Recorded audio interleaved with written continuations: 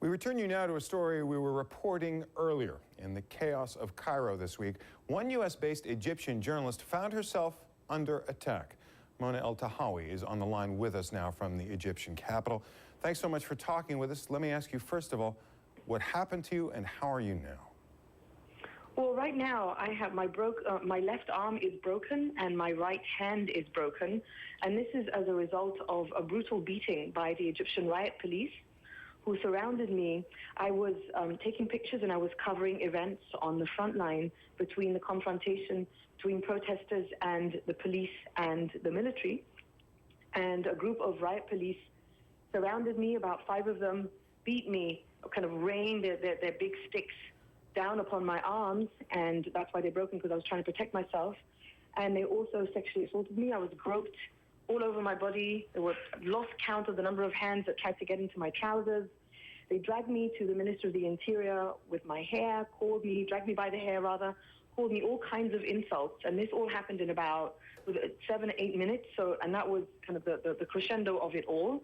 But then I ended up spending between 10 to 12 hours in detention, first by the Ministry of the Interior, and then second by military intelligence. So it was an awful night. But what happened to me is just a taste of what happens to so many Egyptians. The brutality of Egyptian security forces has long been documented, and I experienced just a bit of it. And I know that because I'm a journalist and because I'm Egyptian American and I have dual citizenship, and because they think I'm a quote unquote, kind of professional, respectable person, they probably gave me a lighter treatment. I know that had I been an Egyptian with fewer privileges, I would have fared much worse.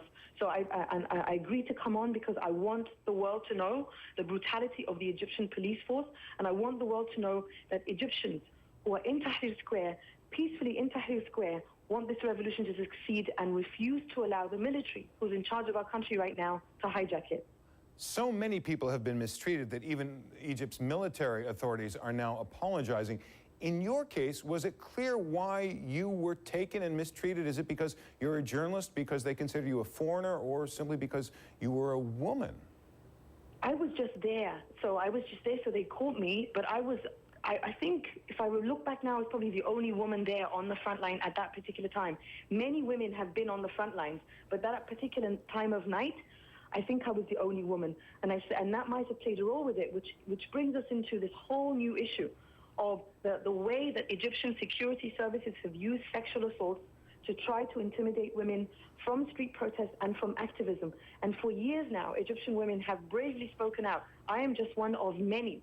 And so again, I'm taking this chance to shame them for what they did, because when I was being assaulted by those riot police officers, it was as if I was set on by a bunch of beasts. And this is not the Egypt that we love, and this is not what the revolution is about. The reason that we're having a revolution in this country is exactly against that kind of brutality, and they will not hijack our revolution. Were these uniformed security forces? These were uniformed riot police armed with huge sticks and with shields. And did they explain to you why they were taking you, or why ultimately they released you? Not at all. They didn't explain to me why they took me in, and then I spent 5 or 6 hours trying to get out of the Ministry of the Interior, and they claimed that they were keeping me because I didn't have my passport or ID with me, because I left it in Tahrir Square. I didn't want to lose it on the front line. And I told them, there's ways to find my ID. They kept dragging their feet. And then when I ended up at military intelligence, they kept dragging their feet until I refused to answer questions anymore, because I said, I'm a civilian, I should not have to be questioned. I will not be questioned by the military anymore. Finally, when they released me, the military apologized for the way the police treated me, and they said, we don't know why you're here. But I have a feeling that when they did find out who I was, because they didn't know who I was when they first detained me, but I think that when they looked through my files in the Interior Ministry building, and I have files there as a journalist, they found out my long history of anti-regime writing, and that was one of the reasons that they kept me. That's what I believe, but no one told me this. And then they released me. Did you have any contact with other prisoners at the time? Did you have any sense of how other people who had been seized were being treated? No, because I was the only person who was being held, who was being detained in an actual office of the Ministry of the Interior. And I don't know if I ended up there by chance. I don't know if I ended up there because a military officer who saw the way that they were groping and assaulting me, put me in that room basically to protect me. I have no idea, but that's not where they usually take prisoners. who they catch, on Mohammed Mahmoud or around the square.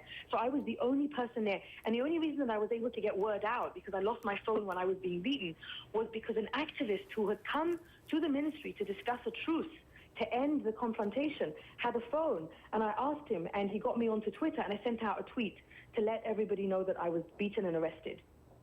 And now we're happy to say released Mona Eltahawy, journalist and blogger, on the line with us from Cairo. Thanks very much. We'll be back with more from the iDesk right after.